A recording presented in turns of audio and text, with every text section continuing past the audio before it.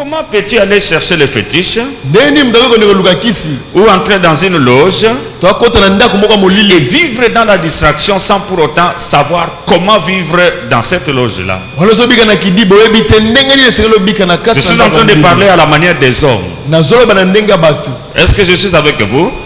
Parce que quand on peut dire loge, tout ça, ainsi de suite, ce ne sont que des vocabulaires des humains, mais ce sont des entités où les gens se rassemblent pour réfléchir, avoir des principes, recevoir des principes directeurs pour leur vie.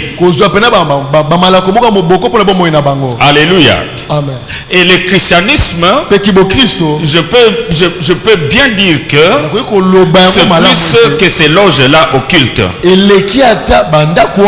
Alléluia. Amen. Et lorsque tu deviens chrétien, en acceptant bien sûr Christ comme Seigneur et Sauveur de sa vie, il faut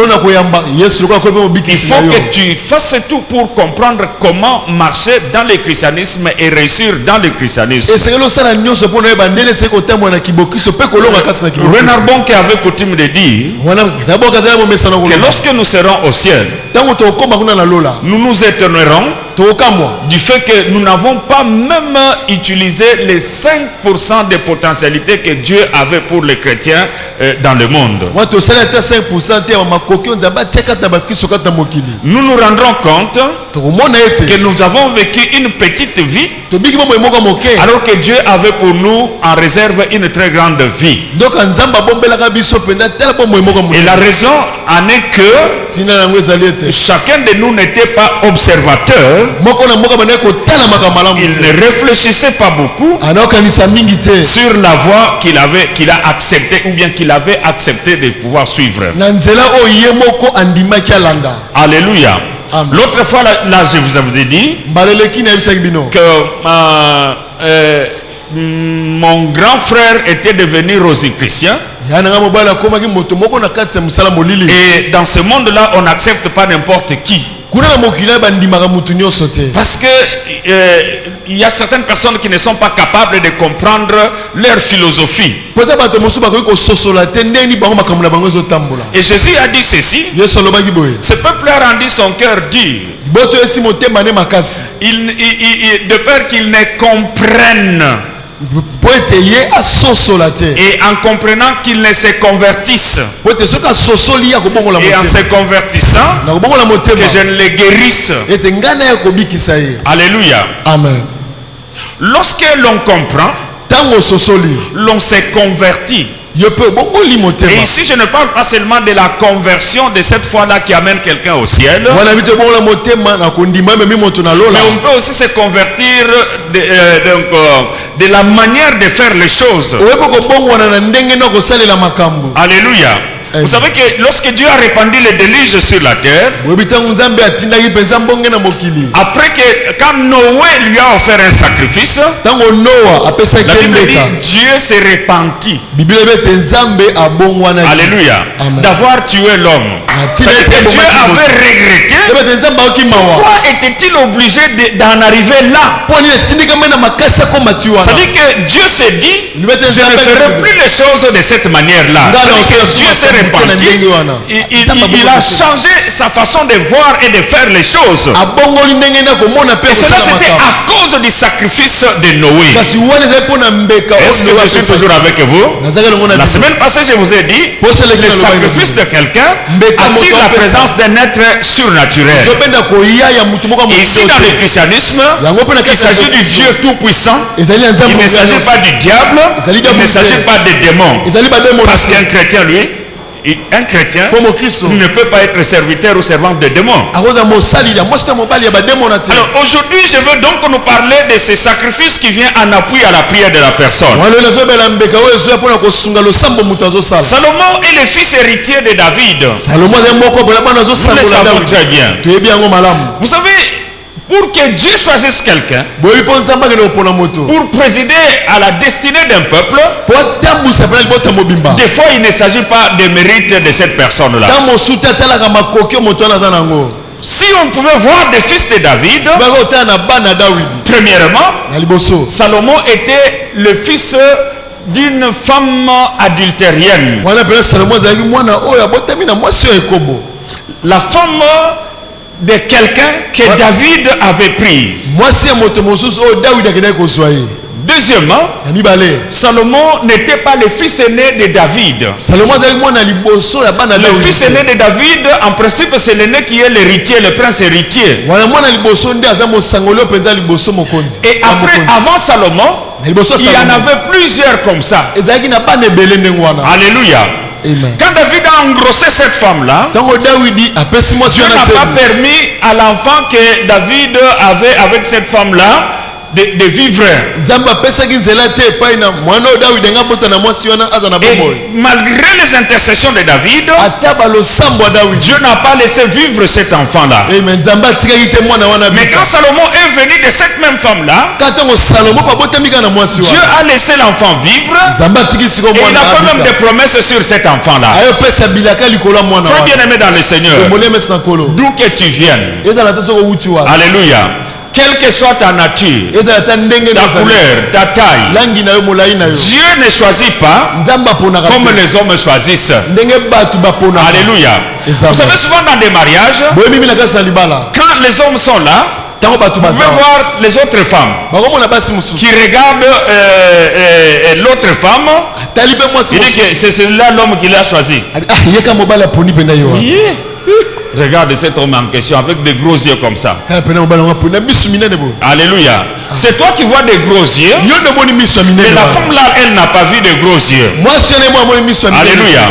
Et aussi les hommes peuvent dire, est-ce que c'est celle-là la femme? Moi, si c'est ici à ma place, je ne peux pas choisir une femme comme celle-là. Écoutez, frère bien-aimé dans le Seigneur, il ne s'agit pas de toi, il s'agit donc de la volonté de Dieu. Est-ce que je suis avec toi? Que Dieu soit donc loué. Salomon donc était choisi par Dieu, un roi de la grâce et de Dieu. Salomon n'a pas combattu pour devenir roi. Et quand il est devenu roi, c'est cette reconnaissance-là qui lui a poussé d'être attaché à ce Dieu-là, qui a fait de lui roi à la place du fils aîné de son père, à la place du fils légitime de son père. Alléluia. Frère bien-aimé dans le Seigneur, est-ce que nous devons comprendre? Nous les chrétiens, est-ce que pouvons-nous refuser à Dieu ce que nous avons de précieux? Nous n'étions pas un peuple. C'est les Juifs qui étaient les besognis de Dieu. Nous étions des païens, des gentils. Nous n'avions pas droit de citer en Israël. Et à plus forte raison, nous les Noirs qui sommes nous. Vous savez qu'il y a des discriminations raciales partout dans le monde. Et sur les Noirs, et à peu près, moi aussi je suis noir comme vous, n'est-ce pas? La race qui est considérée dans le monde comme la race,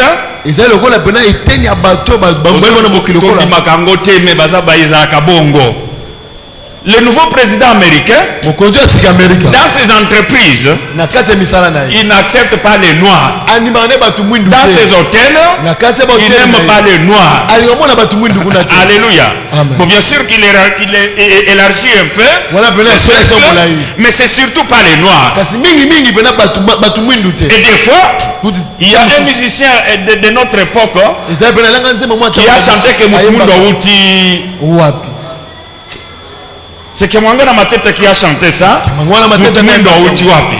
Banjelo nyonso bango ba mindele. Ba Kristo ba santu nyonso bango ba mindele. Tout ça Yesu mwana nzambe ye mundele. Bosiko Mutumundi ye Uti wapi? Alléluia. Amen. Frère bien-aimé dans le Seigneur, tu es maintenant citoyen du ciel par la seule grâce de ton Créateur. Les autres peuvent te discriminer, mais Dieu ne te discriminera jamais. Laissez-moi rétrécir un peu le cercle. Même dans ta famille, tu ne représentes rien, mais Dieu t'a choisi toi pour que tu sois dans cette famille-là une colonne et non pas la queue. Si tu avais compris, tu dirais un grand amen. Alléluia. Amen. Alors Salomon, En comprenant ça, quand il est devenu roi, c'était le plus grand sacrificateur des rois qui pouvaient exister en Israël. Regardez,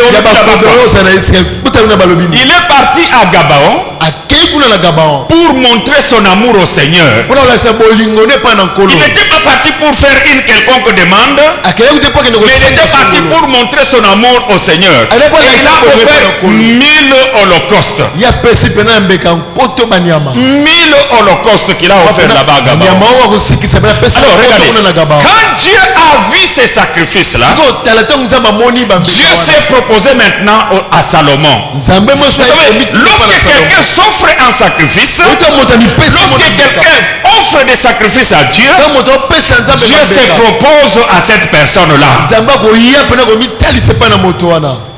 Il faut bien interpréter. Il se propose. Ou bien il propose ses services s'il faut que je puisse simplifier de cette façon. Il peut dire à la personne, à quoi puis-je te servir? Parce qu'il a vu 1000 holocaustes que Salomon a offert. Et Dieu pose la question à Salomon, demande-moi ce que tu voudras que je fasse pour toi. Bien-aimé dans le Seigneur, quand Salomon a fait cette demande-là, il avait déjà mis Dieu en condition. Il avait déjà conditionné Dieu pour que Dieu puisse être prédisposé à le bénir avec n'importe quelle sorte de bénédiction. Je vais revenir à Salomon. Vous savez ce que la reine Esther avait fait? Elle a invité le roi Assyrus, et il a voulu que ce roi-là puisse rendre justice aux Juifs. Mais la reine n'a pas présenté sa requête le premier jour. La reine prépare un mets comme le roi l'aime. Mais avant cela, elle s'était d'abord sacrifiée à Dieu par des prières. Et le roi invite le roi avec ses dignitaires et lui offre un repas exquis. Le roi mange. Tellement que le repas était bon, le roi pose la question à la reine, mais que veux-tu, Esther? Si ce n'est la moitié de mon royaume, je vais te la donner. La reine dit ceci: non, roi mon Seigneur, rentre aujourd'hui, je n'ai rien à te demander. Est-ce que je suis avec toi?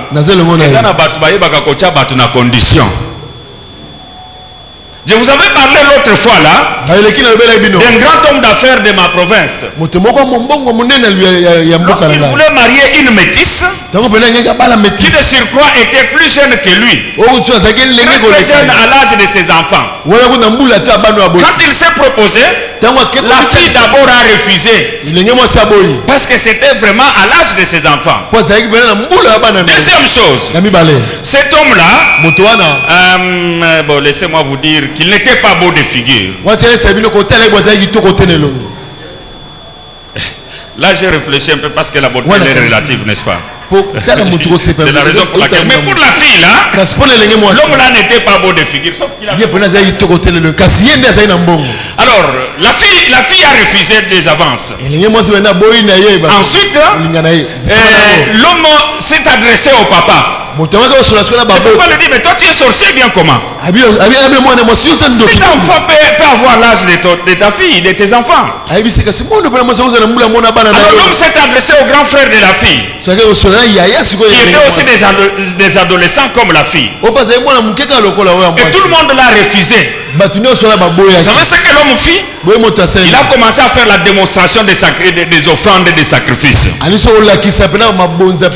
a acheté un camion Magirus Silaouka de cette époque-là. Il est parti avec ça, avec ses amis.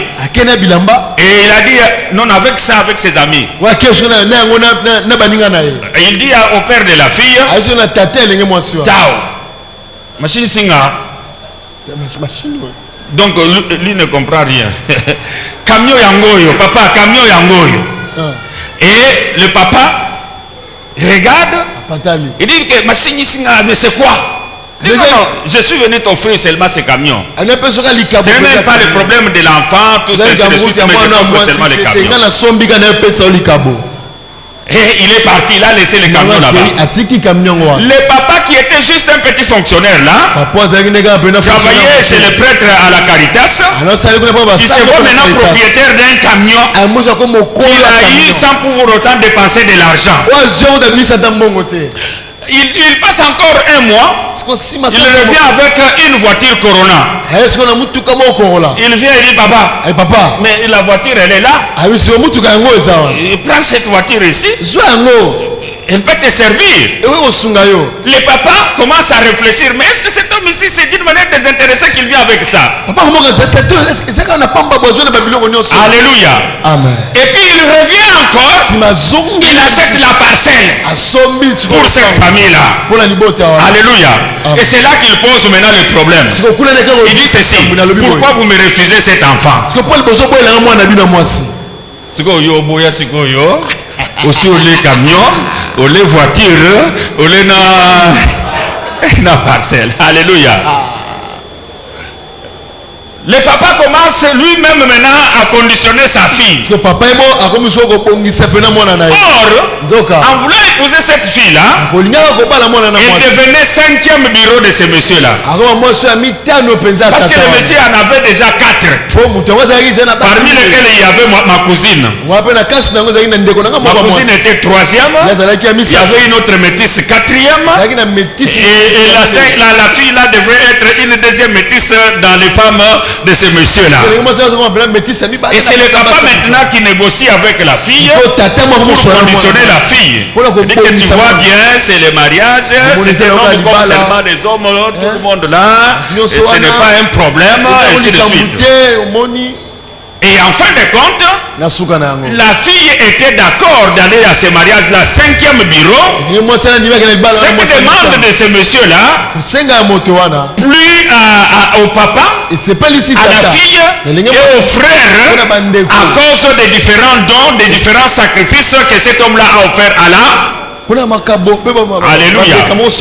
Salomon savait cet usage-là. Alléluia. Il savait bien que c'était un jeune enfant, un jeune adolescent qui est devenu roi, qui n'avait pas de maturité, qui ne savait rien faire. Écoutez frère, lorsqu'on te place à un poste de direction, va chercher la face de Dieu. Alléluia. Va chercher la face de Dieu. Et Dieu te donnera la sagesse, Dieu te donnera l'intelligence pour que tu puisses te diriger. C'est que toi, la manière que toi tu dirigeras, tout le monde sera d'accord avec ça. Il y aura bien sûr les ennemis, mais Dieu écrasera tes ennemis. Alléluia. Et maintenant Dieu voit ce que Salomon a offert. Alors il dit à Salomon, en tout cas, demande-moi maintenant ce que tu veux. Demande-moi ce que tu veux. Vous savez, frère bien-aimé dans le Seigneur, nous ne savons pas conditionner Dieu. Conditionne Dieu avant de lui présenter tes prières. Vous savez que les mamans qui j'avais la soif de les maboko là. Il dit ceux qui n'ont sali ce qu'on maboko wana bateau bako sakana nangami.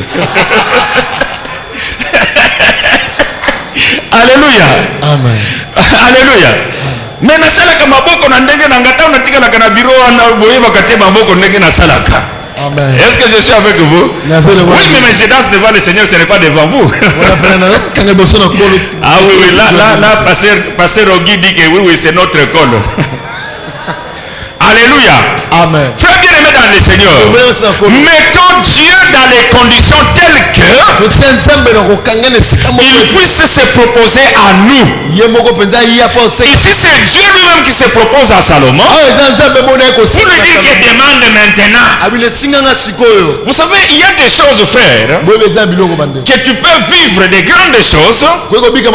Et je suis en train de dire à quelqu'un ce matin, prépare-toi que l'un de ces jours, quand nous célébrerons la Pâque, Dieu se propose à toi, quand tu lui amèneras ton sacrifice de l'alliance. Vous savez, Dieu, souvent lorsque l'on n'est pas préparé pour des choses comme celle-là, on risque de demander des choses dérisoires. Comme moi je l'avais fait un jour. Vous le savez bien, ceux qui sont des anciens. J'étais en train d'adorer Dieu le matin, un certain matin. Je n'oublierai jamais ce jour-là. C'était un mardi. Le lendemain, je devrais venir prêcher avec mes pantoufles traditionnelles.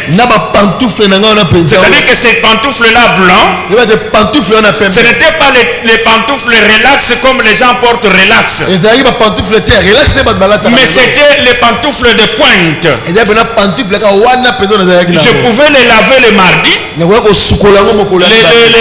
colorer avec la craie, les mettre au soleil, et puis le mercredi porter pour aller prêcher avec. Quand j'ai fini de prêcher le mercredi, le jeudi je les lave encore, je les expose avec coloré à la craie, et puis le vendredi je fais la même chose. Le dimanche j'avais les souliers de pointe. Une seule paire, frère bien-aimé dans le Seigneur. Alléluia. Et ce mardi-là le matin, je suis en train d'adorer Dieu, de lui offrir les sacrifices de louange et d'adoration. Et là j'entends la voix de Dieu qui me dit, donc en me référant dans Jean chapitre 14, si tu demandes quelque chose à mon nom, c'est Jésus qui disait, je le ferai. Alors là j'ai compris comme si c'était un gâteau chaud que Dieu me venait de me donner. Et j'étais tellement rempli de foi que Dieu me disait qu'aujourd'hui, si je lui demande quelque chose, il allait bien le faire. Pourquoi je vous raconte ça? C'est pour vous préparer à la Pâque. Que vous ne puissiez pas faire des prières comme ma prière à moi. Et comme mon problème c'était les chaussures, Dieu me dit, demande-moi ce que tu voudras. J'ai réfléchi, moi je dois aller prêcher toujours avec des pantoufles comme ça. J'ai dit, oh Seigneur éternel, donne-moi une paire de chaussures. Quand j'ai demandé, c'était vraiment très bien. Est-ce que vous avez déjà vu? Vous voyez le résultat de vos prières, mais vous devenez triste. C'était le mardi à 9h. Le soir à 19h, le frère Jean-Louis qui revenait de Lagos, je le vois entrer avec le pasteur Eli, avec un sachet. Mardi le matin à 9h, je priais. À 19h, ils entrent avec un sachet. Moi je vois les sachets. Ah, tu es revenu. Quand est-ce que tu es revenu? Non, aujourd'hui, à 13h, j'étais ici. J'ai atterri ici à 13h. Voilà, j'ai été amené ce colis. Je regarde le colis. C'est une paire de chaussures. Là, la pensée me vient à l'esprit. Il faut que je pose d'abord la question. Quand est-ce qu'il a acheté ça? Parce que s'il avait acheté ça le lundi, ce n'était pas le fruit de mes prières. N'est-ce pas? Ce n'est pas ça. Parce que comment Dieu peut me demander de lui demander ce qu'il a déjà fait pour moi? Alors je lui dis, quand est-ce que tu as acheté cette paire de chaussures? J'avais déjà terminé mes achats. J'étais sur la route de l'aéroport. C'était à 9h20. C'était à 9h20.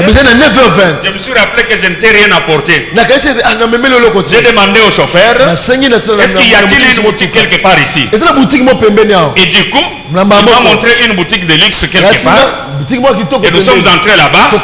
J'ai réfléchi, mais qu'est-ce que je vais devoir lui acheter ça? Alors j'ai pensé seulement que j'ai vu cette paire de chaussures et j'ai acheté ça. Écoutez, frère bien-aimé dans le Seigneur, le Dieu que nous servons est un Dieu puissant.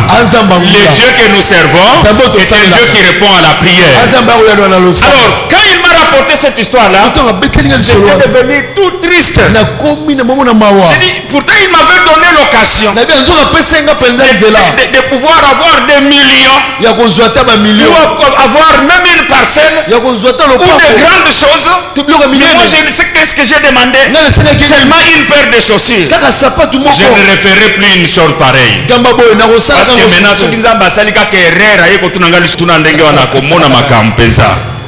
Alléluia.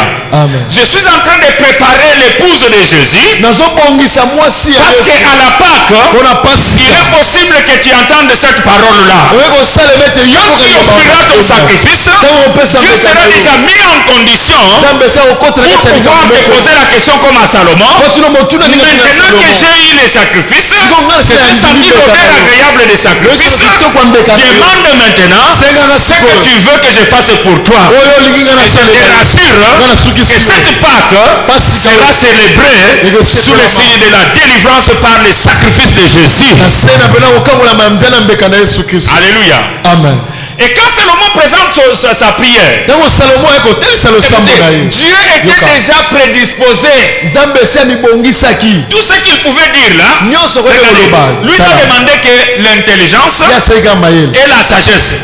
Et qu'est-ce que Dieu lui dit? Il dit, c'est ça que tu demandes. Je vais te donner ça. Je vais te donner ça. Et en plus, je vais te donner ce que tu n'as pas demandé. Vous comprenez bien que Dieu était tellement en condition qu'il donne même ce que Salomon n'avait pas demandé. Beaucoup de chrétiens qui sont la main fermée, ils ne savent pas contre qui ils sont en train de fermer cette main-là. Vous ne savez pas contre qui tu es en train de fermer cette main-là. Et peut-être que la plupart de tes problèmes se trouvent à ce niveau-là. Alléluia. Parce que la prière, elle peut faire quelque chose. Et Dieu regarde. Freddy est en train de me demander de l'argent. C'est une prière. Quand je donnerai à Freddy l'argent, qu'est-ce qu'il fera avec cet argent-là? D'abord, qu'est-ce qu'il est en train de faire avec ce que je lui ai déjà donné par la grâce? Il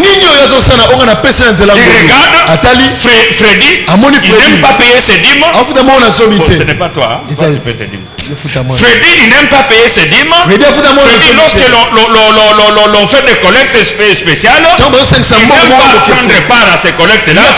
Mais l'argent de Freddy, c'est pour des futilités. Il y a des gens ici qui peuvent dépenser de l'argent dans toute autre chose que dans l'œuvre de Dieu.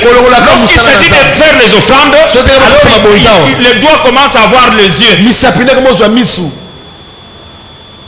Il sait même que ça c'est un papier de 10 000 francs. Il ne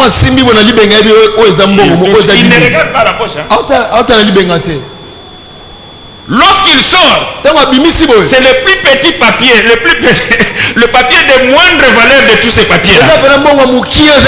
Laissez-moi te poser la question, frère. Quand tu es venu ici, quelle est l'offrande que tu as préparée pour le Seigneur?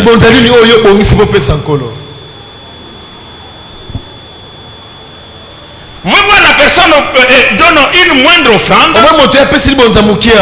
Mais lorsqu'il sort là-bas, il fait des dépenses. On l'appelle mère, ce qui quoi, ou père, ceci, cela. La prière et l'offrande, le sacrifice de quelqu'un vient en appui à la prière de la personne. Lorsque je regarde les richesses de Salomon, même maintenant, si l'on calcule ce que Salomon pouvait avoir comme richesse s'il était encore en vie, il n'y aurait pas des hommes riches comme Salomon sur la terre. Parce que regardez seulement en termes de droits d'auteur. Michael Jackson est décédé. Mais les CD, les films de ses répétitions sont en train d'être vendus par millions de dollars. Les films de répétition du concert qu'il devait faire, je sais si c'était à Londres ou quelque part comme ça. Michael Jackson, le roi de la pop, n'a pas composé comme Salomon. Alléluia. Salomon a écrit des poèmes. Salomon a écrit des cantiques. Salomon était un scientifique, un botaniste. Il était presque tout. S'il était en vie aujourd'hui, lorsque l'on calcule seulement ses richesses en termes d'or, pas d'argent, d'or, Ça fait près de 200 milliards de dollars. Dans mon livre de millionnaires, vous pouvez trouver ça. Seulement la valeur de ces richesses en termes d'or, ça fait près de 200 milliards de dollars. L'argent, on dit ceci. L'argent n'était pas compté à l'époque de Salomon. C'était des métaux de rien du tout. Et si nous ajoutons là-bas, si nous ajoutons les bois qui venaient des tirs de Sidon et des partout, les bois noirs, si nous ajoutons ce que la reine de Saba avait amené, des aromates et d'autres histoires, et si nous parlons maintenant des droits d'auteur, des droits d'auteur qui ne finissent pas, parce que chacun de nous chante les cantiques de Salomon, chacun de nous lit les poèmes de Salomon, ça pouvait être vendu. Très bien aimé dans le Seigneur, qu'est-ce qui avait engendré ça? Son sang ou ses sacrifices. Quand je suis en train de te prêcher ces choses, c'est pour que tu ne lésines pas sur le moyen à mettre à la disposition de Dieu, parce que c'est ce Dieu-là qui fera de toi la tête et qui fera que tu puisses cesser d'être la queue. Est-ce que je suis avec toi? Acclamons le Seigneur que j'aille vers le deuxième point. Conditionnons tous au Dieu pour que nos prières, même mal présentées, puissent vraiment être acceptées par lui, au-delà même de ce que nous nous imaginons ou espérons. Je vais prendre une deuxième personne. Celle-là, je vais la prendre dans la Nouvelle Alliance. La prière du centenier. Luc chapitre 7 à partir du premier verset.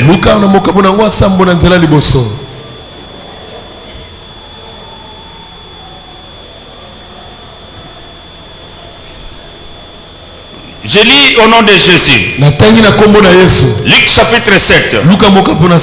Quand Jésus a fini de dire tout cela aux gens, il entre dans la ville de Capernaum. Là, il y a un officier de l'armée romaine. Cet officier-là a un serviteur très malade qui est mourant. Et il aime beaucoup. Quand l'officier entend parler de Jésus, il envoie quelques anciens des Juifs pour lui demander. Soulignez bien, lui n'est pas parti, mais il a envoyé quelques anciens des Juifs. Il envoie quelques anciens des Juifs pour lui demander, viens sauver mon serviteur. Les anciens arrivent auprès de Jésus et ils les supplient en disant, cet homme mérite que tu fasses cela pour lui. En effet, il aime notre peuple et c'est lui qui a fait construire notre maison de prière. Alors Jésus va avec les anciens. Il est presque arrivé à la maison. À ce moment-là, l'officier envoie des amis pour lui dire. Il envoie encore des amis. Lui-même ne s'est pas déplacé. Seigneur, ne te dérange pas. Je ne suis pas digne que tu entres chez moi. Voilà aussi pourquoi je n'ai pas osé venir moi-même vers toi. Mais dis seulement un mot et mon serviteur sera guéri. Moi j'obéis à un chef et je demande des soldats. Je dis à l'un va et il va. Je dis à l'autre viens et il vient. Je dis à mon serviteur fais ceci et il le fait. Quand Jésus entend cela, il admire l'officier. Il se retourne et dit à la foule, je vous l'ai dit, même dans le peuple d'Israël, je n'ai pas trouvé une aussi grande foi. Alléluia. Les amis de l'officier romain que l'officier romain a envoyé retournent chez lui et il trouve le serviteur en bonne santé. Alléluia. Amen. Cet homme, cet officier, on dit bien que c'était un païen, un gentil. Il n'était pas de la race d'Israël. Les gentils n'avaient pas droit d'entrer dans les synagogues juives. Là où les juifs se réunissaient, les autres peuples devraient rester dehors. Mais voilà que cet homme qui n'avait pas droit d'entrer dans la synagogue dépense de son argent sans demander le concours de qui que ce soit pour construire à ces juifs-là un lieu de culte parce qu'il reconnaissait le Dieu des juifs. Alléluia. Lui qui n'entrait pas dans la synagogue, sa foi n'a pas commencé quand il a envoyé ces gens. Sa foi n'a pas commencé à cause des paroles qu'il a dites. Il croyait à ce Dieu-là invisible depuis très longtemps. Et c'est ce que Jésus avait vu. La plupart des gens qui ne veulent pas offrir à Dieu, qui ne veulent pas faire des dons à Dieu, qui ne veulent pas faire des dons pour l'œuvre de Dieu, ce sont des gens qui n'ont pas de foi. Alléluia. Amen. Et cet homme-là a construit les temples. Quand il construisait les temples, il ne savait pas qu'un jour ce temple-là sera pris comme exemple, comme image à projeter devant Dieu pour le convaincre de pouvoir entrer dans la maison de cet homme-là et guérir les serviteurs de cet homme-là. À la femme syrophénicienne, Jésus avait dit ceci: on ne peut pas prendre la nourriture des enfants pour donner aux chiens. Et cet homme romain, c'était aussi de la catégorie des chiens. Comme cette femme-là syrophénicienne, qui allait demander elle aussi la guérison de son enfant à Jésus. Mais ces gens-là qui sont partis intervenir pour lui avaient dans leur cœur une raison à exhiber devant le Seigneur. S'ils pouvaient leur opposer un argument tel que on ne peut pas prendre la nourriture des enfants et donner aux chiens. Ils sont partis. Ils n'ont pas attendu même qu'ils disent quoi que ça soit. Écoutez, nous sommes des envoyés de centenaires romains. Il nous a envoyés pour que tu puisses aller guérir pour que tu guérisses son serviteur qui est malade. Alors cet homme-là ne dit rien. Toi ne dis rien. Cet homme-là, c'est lui qui a construit notre synagogue ici. Vous savez, la synagogue en question, c'est là où Jésus avait ouvert pour la première fois. L'Esprit du Seigneur est sur moi, car il m'a oint pour annoncer la bonne nouvelle aux pauvres. Est-ce que je suis avec vous? Jésus s'est souvenu de tout cela. Moi, le Fils du Dieu vivant, j'ai prêché pour la première fois dans ma vie dans un temple construit par ce monsieur-là. Allons-y. Alléluia. Toi qui es aimé dans le Seigneur, ton sacrifice attirera Jésus. Son sacrifice préparera la voie pour que les intercesseurs puissent montrer cela à Dieu. Vous savez qu'il y a des anges qui intercèdent pour nous, n'est-ce pas? La Bible dit: j'ai trouvé un ange intercesseur, un entre les 1000 qui intercède pour lui. Et quand ces anges-là intercèdent pour nous devant Dieu, ils doivent avoir des arguments à montrer devant Dieu. Et pourquoi quel est l'argument qu'ils vont devoir montrer? Pour ce centenier-là, il avait toute une spéciale d'arguments. Il a construit le temple. Cet homme-là n'avait pas demandé l'association de qui que ce soit pour construire le temple. Il a construit salle. Il dit que ceux qui est-ce que je suis avec toi? Il y a des gens qui pour faire quelque chose, faisons, donc il y a je cherche quelqu'un pour faire. Mais ce centenaire-là, un païen qui n'était pas de la race juive, il s'est dit ceci: même si je ne suis pas qualifié pour entrer dans cette synagogue-là, je vais leur construire cette synagogue-là. En faisant cela, je crois que Dieu l'avait préparé pour ce jour-là qu'il devait aller et qu'il devait envoyer des gens pour l'intercession de son serviteur. Est-ce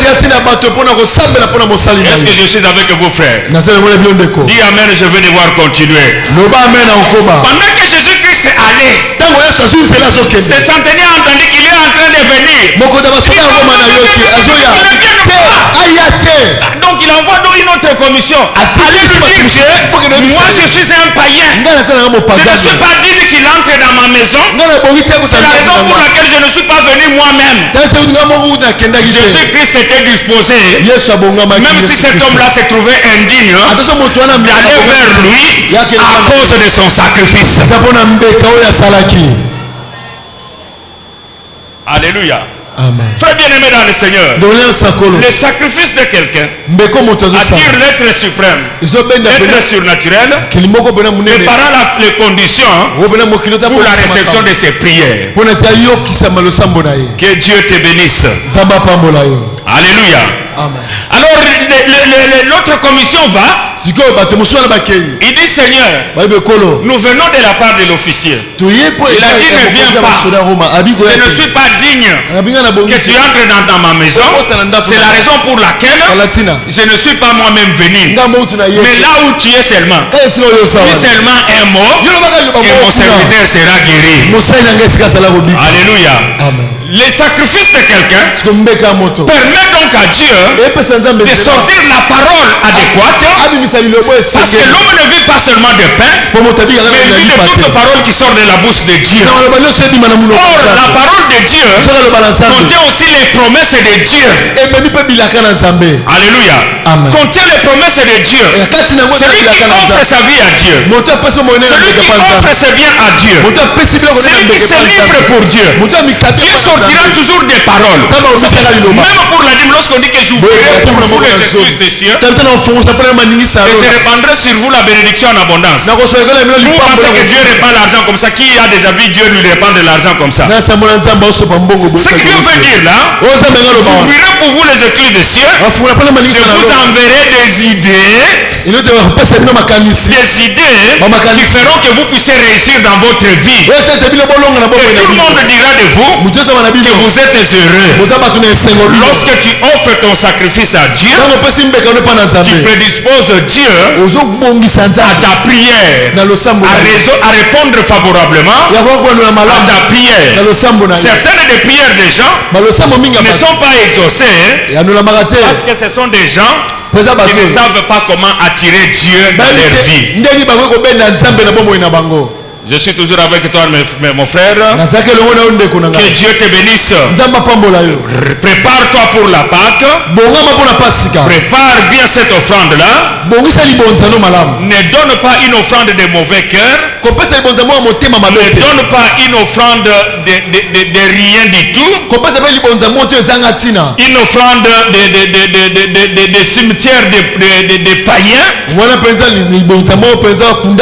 Comme les 30 pièces que Judas est parti prendre pour vendre le Christ. La Bible dit dans Zacharie, quand Dieu a vu ça, il dit que c'est cela mon prix. Et cela ma valeur. Vous savez, il y a des gens qui ne valorisent pas Dieu. Ils ne valorisent pas Dieu comment? Ce qu'il lui offre ne représente rien. Ici, je ne parle pas en termes de quantité, mais je parle en termes de proportion. Alléluia. Ce que tu as, quelle est la proportion que tu donnes à Dieu? Si tu as assez d'argent et que tu donnes $100 à Dieu comme offrande ou comme sacrifice ou quoi que ce soit, ça c'est bien que tu n'as rien donné. Par exemple, quelqu'un qui a $1 million comme capital et il vient à l'église le dimanche, son offrande c'est $100. Si le financier trouve $100 dans le panier d'offrande, il trouverait que cet homme a donné beaucoup d'argent. Mais quand Dieu le regarde, il dit qu'il n'a donné rien. Il a juste donné de ses superflus. Alléluia. Quand je parle de sacrifice, regardez ce que Salomon a fait. 1000 holocaustes. Regardez ce que ces Santériens a fait. Construire lui seul tout un temple. Alléluia. Lui seul. Il y a un frère au milieu de nous qui me voit souvent dans le bureau. et qui me dit qu'apôtre, si Dieu me donne 450 000 $, j'enlèverai 150 000 $ pour acheter la parcelle de l'église. J'aime cette façon-là de penser, mais je ne sais pas si c'est la pensée de Dieu que ce frère-là attende seulement les 450 000 $ pour acheter la parcelle à Dieu. Peut-être que pour Dieu, c'est qu'il donnera à ses frères-là 150 000 $, et il vient lui dire qu'après ces 150 000 $, achète-moi la parcelle de l'église. Dieu agit souvent comme cela. C'est cela le sacrifice, parce que 450 000 $, la personne restera avec combien? Avec 300 c'est beaucoup. Il peut faire quelque chose. Mais Dieu demande souvent qu'il ne reste rien. Je ne dis pas que vous fassiez cela. Mais souvent c'est comme ça que Dieu s'emploie. Quand la pauvre veuve a donné de son sou dans le panier à offrande, Jésus a regardé, il était là, en train de regarder comment les gens mettent. Vous savez, aujourd'hui, si je commence à me mettre ici, pour que je puisse voir comment les gens viennent mettre,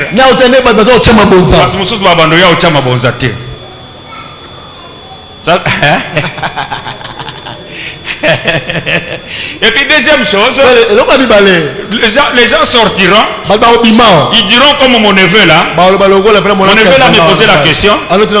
Donc pourquoi pasta ce qui est comme l'air à ma bonza ou mon ami sinon se fungo mi pesa bazo tala pesa. Ça c'est mon neveu qui me dit ça. Je dis, ah pauvre pasteur. Mais c'est ce que Jésus avait fait. Il est parti se mettre là-bas pour voir comment les gens mettaient. Les riches venaient, ils mettaient. Et les là mettaient. Maintenant quand ils ont fini, Jésus appelle ses disciples. Il dit, vous voyez la pauvre veuve là, c'est elle qui a donné plus que ces gens là. Je crois que comme Pierre aimait trop discuter, non, Seigneur, ne dis pas les choses comme ça. Tu ne vois pas que celui-là avait donné toute une brique de 20 000 francs. Il dit, non, Pierre, celui-là a donné de ce superflu. Quand il a donné la brique de 20 000 francs là, il a une chambre pleine de ces briques-là de 20 000 francs. Donc ce que je veux dire, c'est la proportion. Ce que tu as, combien tu as, et qu'est-ce que tu donnes à Dieu? Est-ce que tu prends au sérieux les services des offrandes? Est-ce que tu te prépares même pour ce service des offrandes? Dès ta maison, est-ce que tu te prépares pour ça? Quand cet officier construisait la maison là, ça devait demander une préparation, de l'argent, de la fondation. Et tout cela, ces centenaires-là étaient décidés. Vous savez que si tout le monde était comme ces centenaires-là, l'église de la Barque de Victoire aurait sa propre parcelle. Nous n'avons pas de parcelle parce qu'il n'y a pas des hommes comme ces centenaires-là au milieu de nous. Non, tu vois, il y en a, mais il n'y en a pas beaucoup. Parce qu'à cette époque-là, on s'était dit tout simplement que chacun sur l'échéance d'une année ayait donné 1 000 $. Et si on avait donné 1 000 $, chacun de nous, on aurait déjà la parcelle. On ne serait pas obligé de venir ici pour être locataire. Et même en location en question, il y a des gens, on les mobilise pour que nous puissions nous cotiser pour donner l'argent de payer le loyer. Et il y en a qui ne sont pas, ça fait maintenant 3 mois qui n'ont pas pu donner les 10 $. Que ce soit chez les femmes, chez les messieurs, tout comme chez les enfants. Frères bien-aimés dans le Seigneur, cela démontre que nous n'avons pas assez de foi. Parce que ces centeniers, Jésus a dit qu'en Israël, je n'ai pas vu quelqu'un d'une aussi grande foi comme lui.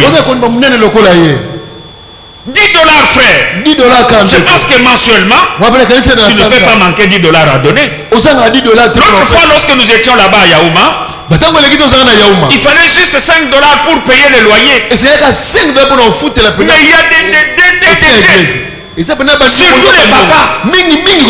Les papas, ils ont leur cotisation mensuelle de 2000 francs. Et il y en a qui ont des dettes de 60 000 francs. Ce qui veut dire que 30 mois. 30 mois, ça fait 2 ans et... 2 ans et demi, ces papas-là n'ont pas pu donner 2000 francs mensuellement. Là, je disais pour vexer ces papas-là, que même l'enfant de Freddy ici, les Rastas là, peut donner les 2000 francs mensuellement. Parce que s'il se prive seulement de son petit déjeuner d'un seul jour la semaine, un seul jour la semaine, cet enfant-là paiera les 2000 francs. Est-ce que je suis avec vous? Là, je vais rendre simple la parole de Dieu, mes frères, et ce que vous devez faire. Alors, ces centeniers-là, en donnant ça, en construisant les temples-là, ils ne savaient pas que un jour cela sera utilisé en sa faveur par les intercesseurs. Donnez-nous les raisons pour lesquelles nous devons prier pour vous. Est-ce que je suis avec vous? Donnez-moi les raisons pour lesquelles je dois prier pour vous. Et dit le prophète, lorsqu'il est parti dans la maison de cette femme-là, veuve, et que l'enfant de la veuve était décédé, il a prié en disant, est-ce que tu prendras, Seigneur, l'enfant de cette femme-là, dans la maison de laquelle j'ai été reçu comme un hôte? Je crois qu'Élie voulait dire à Dieu, mais c'est une Dieu. Ça, ce n'est pas toi qui peux agir comme ça. J'étais reçu là. Et la femme là, mort de son enfant. Dieu lui a donné de la puissance pour guérir, ressusciter cet enfant-là. Des fois, vous dites de nous que nous n'avons pas d'onction. Nous pouvons bien accepter. Dieu ne me donnera pas l'onction pour quelqu'un qu'il ne veut pas soutenir. Est-ce que je suis avec vous? Si Dieu ne veut pas guérir ce frère tel, je n'aurai pas l'onction pour ce frère-là. Parce que l'onction vient de Dieu. Et c'est à ce Dieu-là que nous faisons des offrandes et des sacrifices. Et quand vous lui faites des sacrifices, alors la Bible, si vous lisez dans Job 33, il dit que j'ai trouvé un ange intercesseur. L'un d'entre les 1000 qui intercède pour l'homme. Et Dieu dit à l'ange, va lui donner la guérison. C'est Dieu qui ordonne à l'ange de communiquer la guérison. C'est Dieu qui donne la puissance à l'ange de communiquer la guérison. Mais s'il n'a pas de raison d'intervenir dans ta vie, l'ange pourra prier par ses propres forces. Il n'y aura rien du tout. Mais pour ces centeniers, il y avait déjà quelque chose devant Dieu. Est-ce que je suis avec vous? Laissez-moi prendre la dernière personne. Alléluia. Amen. Prenons donc Acte chapitre 10. Acte chapitre 10.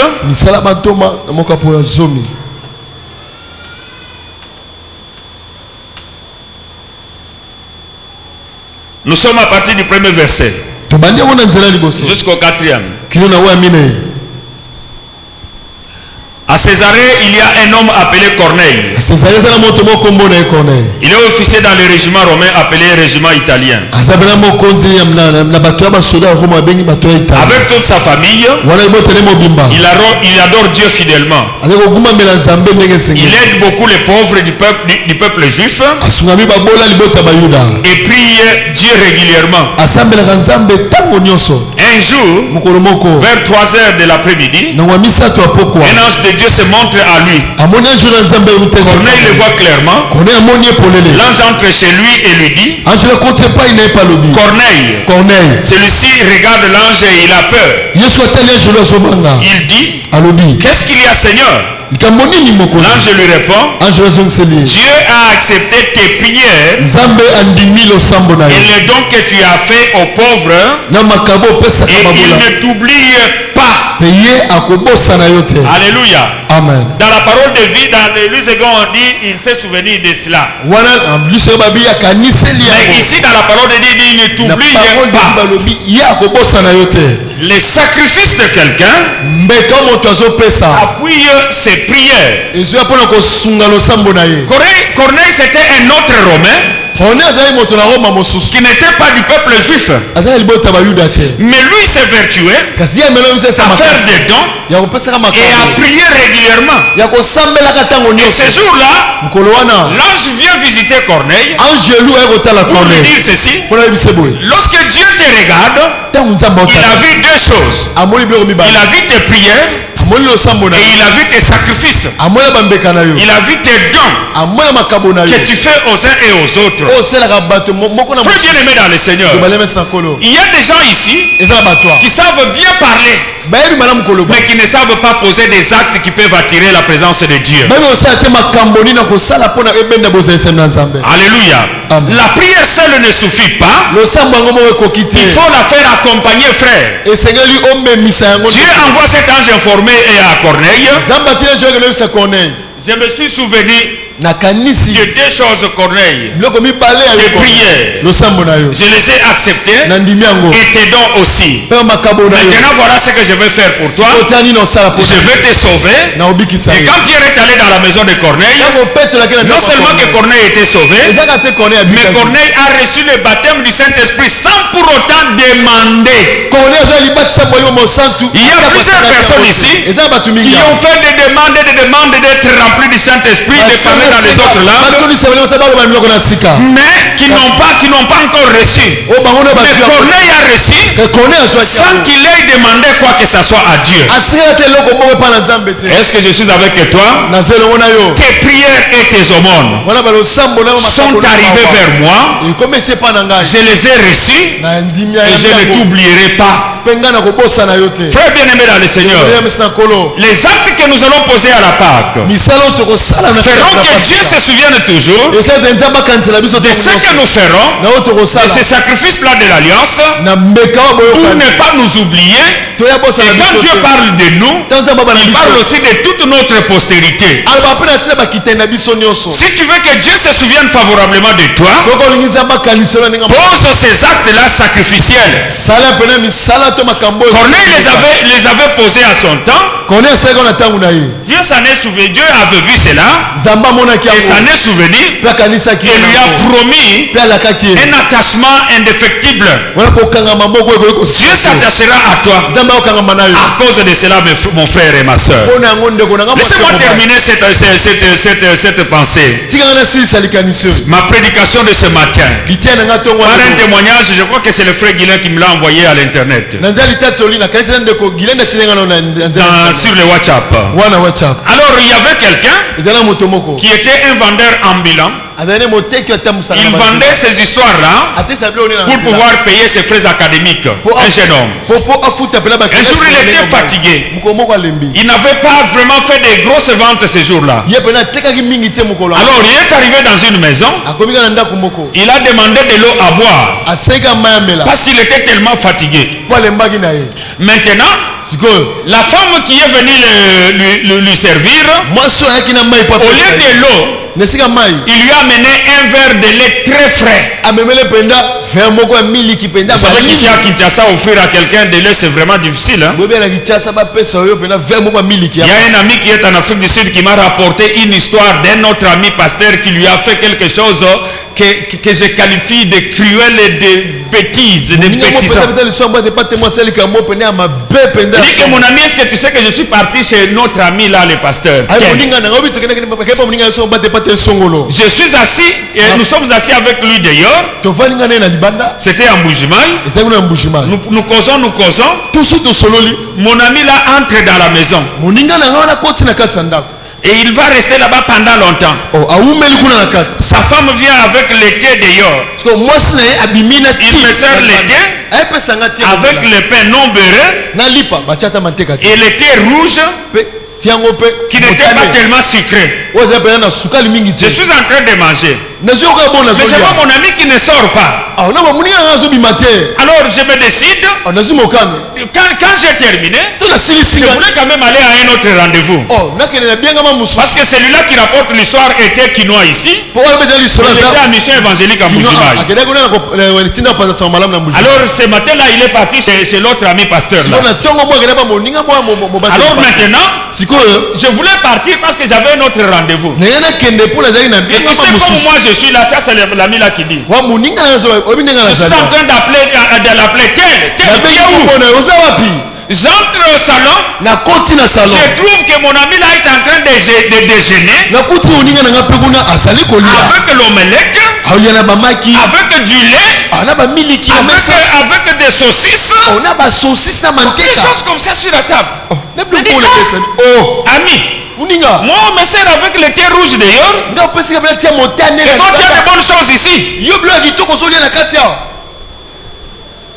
Mon ami, ne fais pas ça s'il te plaît. À la limite, à la limite. Mais ça n'a tout beau kabolaka na yoku fana yote. Peut-être que ekobende la yo li pamboli. Amen. Voilà que cette histoire-là qui s'est passée il y a des trentaines d'années. Mon ami qui est en Afrique du Sud n'oublie jamais ça. Vous voyez que Dieu se souvient favorablement de cet homme-là ou bien comment? Laissez-moi vous parler de cet homme-là avant de continuer. C'était un homme très puissant avec une très grande église. Mais allez chercher là où se trouve son église maintenant. Il n'y en a pas. C'est une église. Il n'a plus de partenaire, il n'a rien.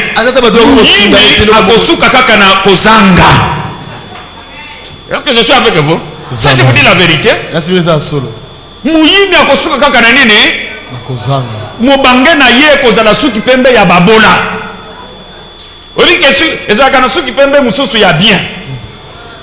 Ozomona par exemple nalinga naloba mutu moko boye me bokoloba kaka eno endeni ya mona namona aka na télévision bomona kasuki pembe ya mandefu ya Kofi, n'est-ce pas? Eza bien, ça dit qu'il y a ça na moi quelque chose, mais ezalaka na suki pembe mususu ya mobola ezalaka na ordre te, eza lokola masala soki ya nini boye na désordre et comme ndenge bazoyebisa ngao et comme roux. Donc rouge, tout ça, des choses comme ça. C'est comme ça que cet ami-là est devenu, je vous dis la vérité. Alléluia. Amen. Alors je dis bien que la femme là, elle a amené un verre de lait frais à cet étranger là qui ne lui demandait que de l'eau.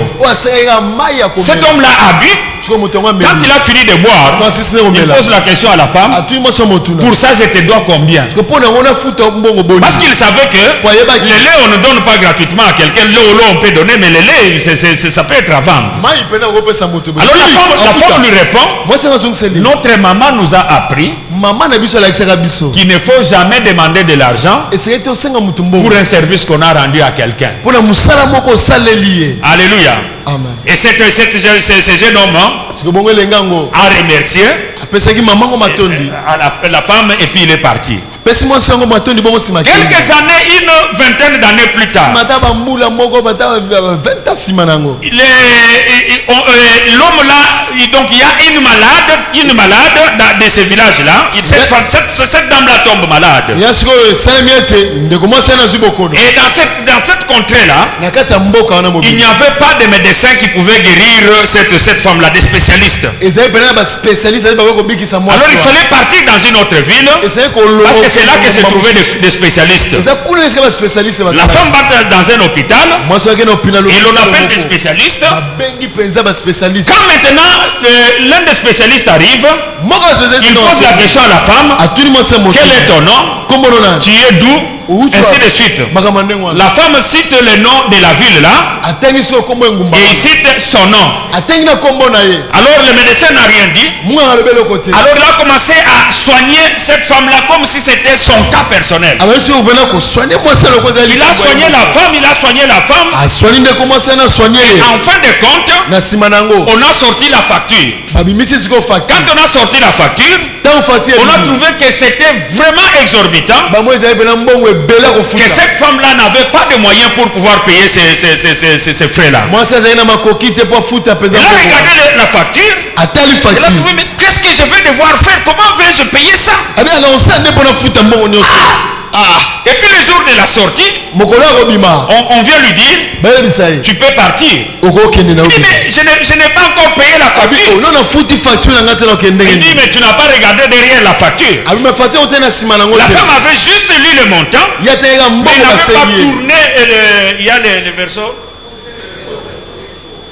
les rectos et les versos, mais les versos il n'avait pas regardé. Il dit tourne la facture. Quand il tourne la facture, on a trouvé un son et c'était écrit ceci: payé au prix d'un verre de lait. Alléluia. Amen. Il dit que c'est ce verre de lait là qui a payé pour toi cette facture là. Ce que je veux te dire aujourd'hui, c'est quoi? Ton sacrifice va appuyer tes prières. Ton sacrifice va attirer des bonnes choses sur ta vie. Les gens seront ouverts pour te faire du bien. Tu vas te demander, mais pourquoi devez-vous me faire du bien? Et Dieu au ciel répondra, c'est au prix de ton sacrifice que l'on doit faire pour toi ceci. Tes enfants vont devoir te demander, comment donc nous sommes chanceux dans la vie? Dieu répondra au ciel, c'est au prix des sacrifices que votre père et votre mère consentaient. Tes petits enfants vont se demander, comment donc nous sommes vraiment chanceux comme ça? Les anges répondront, votre grand-père, votre grand-mère avait offert des sacrifices qui vous attirent de génération en génération. C'est grande bénédiction. Que Dieu bénisse l'église de la marche de victoire. Lève ta main vers le trône de Dieu. Dis à Dieu, maintenant je deviens sacrificateur. Allez-y. Maintenant je deviens sacrificateur. Dis à Dieu, je deviens maintenant sacrificateur. Ma vie, elle t'appartient maintenant. Je te l'offre en sacrifice. Maintenant mes biens, ils t'appartiennent. Ce que tu voudras de mes biens sera à toi. Je te l'offrirai. Maintenant, je ferai de mes biens ce que ta parole me recommande. Parce que je veux bien que nous entrions en alliance avec toi. Maintenant, prie toi-même de ce que tu veux prier.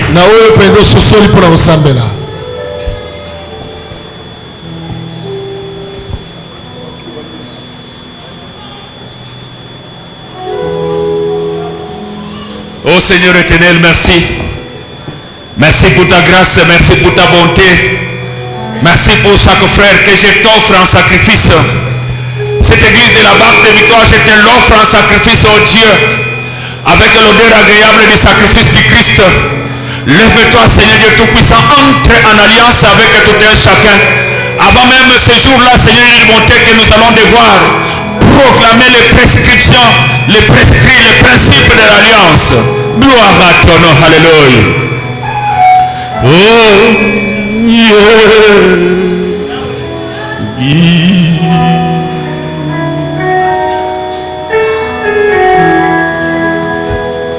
Je dirai dans son divin séjour, rien n'est plus grand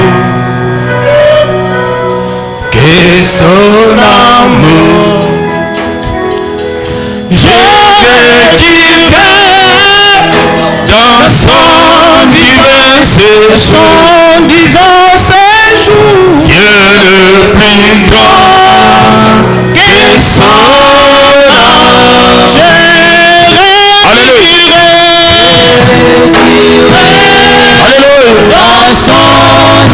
J'aimerais que ton cœur soit connecté au cœur de Dieu.